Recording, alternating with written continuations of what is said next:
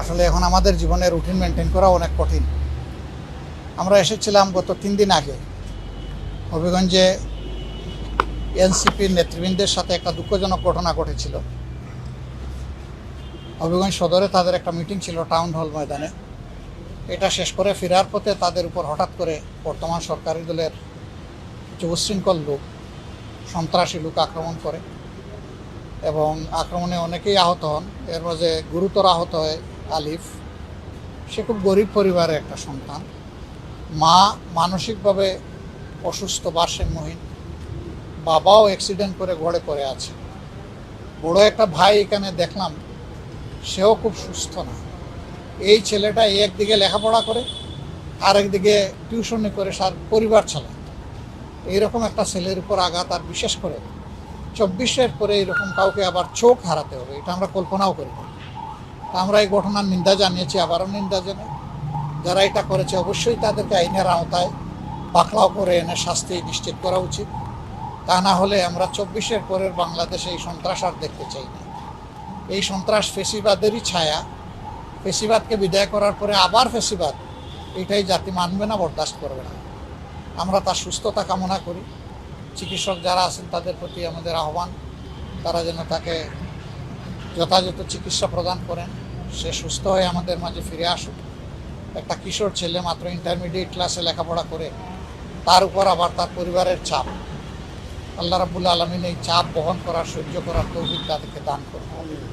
আসলে এই ধরনের ঘটনা সবার জন্যই হৃদয় বিদারক।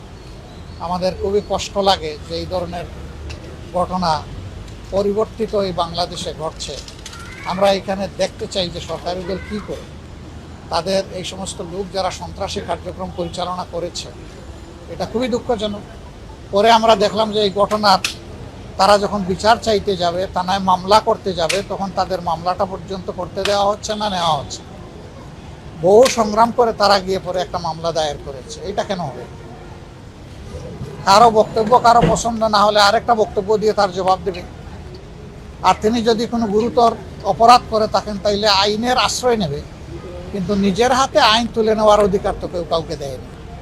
বিশেষ করে সরকার, যাদের দায়িত্ব হচ্ছে দেশে আইন শৃঙ্খলা রক্ষা করা, তারাই যদি আইনের রক্ষক না হয়ে ভক্ষক হয়ে যান, নিজের হাতে আইন তুলে নেন, তাহলে জনগণ কে কার কথা শুনবে? এরকম একটা বিশৃঙ্খল সমাজ চলতে পারে না। আপনারা দেখেছেন গতকাল স্থানীয় সরকার মন্ত্রীগণ একটা আক্ষেপ আফসোস করে বলেছেন যে 5 মাসে কোনো কিছুর পরিবর্তন হয় নাই, দুর্নীতি আগের চাইতে দুর্নীতির প্রবৃদ্ধি হয়েছে তিনি বলেছেন, মানে বৃদ্ধি পেয়েছে। তিনি বলেছেন শুধু উনি আশা দেখেন, মাননীয় প্রধানমন্ত্রী তিনি চেষ্টা করছেন। আমাদের বক্তব্য, প্রধানমন্ত্রী তো দলের প্রধান, তিনি তো সবগুলো অঙ্গ সংগঠন অভিভাবক, এবং কার্যত তিনি কোনো দলের প্রধানমন্ত্রী না, তিনি তো 18 কোটি মানুষের প্রধানমন্ত্রী। অভিভাবকত্ব তার। তাহলে তার কথা যদি তার দলই স্বয়ং না শুনে, তো জাতিকে তিনি কিভাবে পরিচালনা করবেন? এই জাতির প্রত্যাশা তার মাধ্যমে তার শাসনে পূরণ হবে কিভাবে? আমরা ওই ধরনের ব্যর্থতার কাহিনী আর গল্প আর শুনতে চাই না। আমরা দেখতে চাই, মুখের কথা নয়, কাজ দিয়ে প্রমাণ হবে যে এই দেশ আমাদের সবার, এবং সরকারি দল দায়িত্বপূর্ণ জায়গা থেকে দায়িত্ব পালন করছে। মানুষের জীবনের স্বস্তি, শান্তি এবং শৃঙ্খলা ফিরে আসছে। আমাদের একজন স্বরাষ্ট্রমন্ত্রী আছেন, তিনি যে কি করেন আমি কিছুই বুঝি না। 144 ধারা দিয়েছেন হবিগঞ্জ শহরে, আর এনসিপির লোকদেরকে বাধা দিয়েছে মৌলভীবাজার থেকে শুরু করে হবিগঞ্জ পর্যন্ত। এটা কেন? কথা বলার অধিকার সবার আছে, শান্তিপূর্ণ কর্মসূচি পালন করার অধিকার সবার আছে। এই যে ছেলেটা আহত হলো, আমরা তো পুরা ঘটনা ফলো করতেছি। তারা তো কাউকে আক্রমণ করতে আসেনি, বরঞ্চ তাদের নেতৃবৃন্দের উপর হিনাস আক্রমণ যেটা হচ্ছে ওইটা ঠেকাতে এসেছিল, প্রোটেক্ট করতে এসেছিল। তাদের উপর এটা কেন?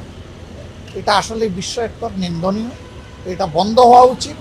আমরা একটা শান্তির বাংলাদেশ গড়তে চাই, দেখতে চাই। সেই শান্তির বাংলাদেশের প্রতীক্ষায় থাকলাম। আর সরকার কি করে তার সন্ত্রাসীদের ব্যাপারে, দলীয় সন্ত্রাসীদের ব্যাপারে, এইটা আমরা এখন সচক্ষে দেখতে চাই। হ্যাঁ,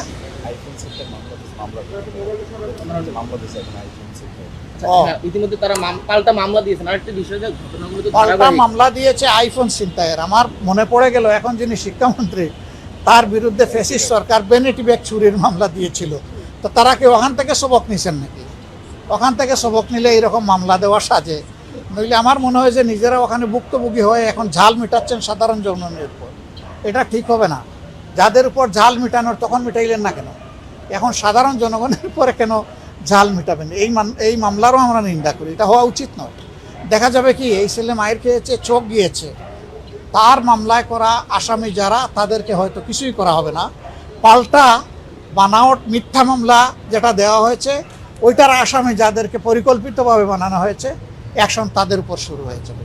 মনে রাখবেন, কোনো সরকারই শেষ সরকার নয়, তারপরেও কিন্তু সরকার আসবে আর যাবে। অতীত থেকে আমরা যেন শিক্ষা নেই, খুব অতীতে যাওয়ার দরকার নাই, মাত্র 2 মাস আগে গেলে, 2 বছর আগে গেলেই সমাধান হয়ে যাবে, এর আগে যাওয়ার প্রয়োজন নেই। অতটুকু দেখলেই শিক্ষা হওয়া উচিত।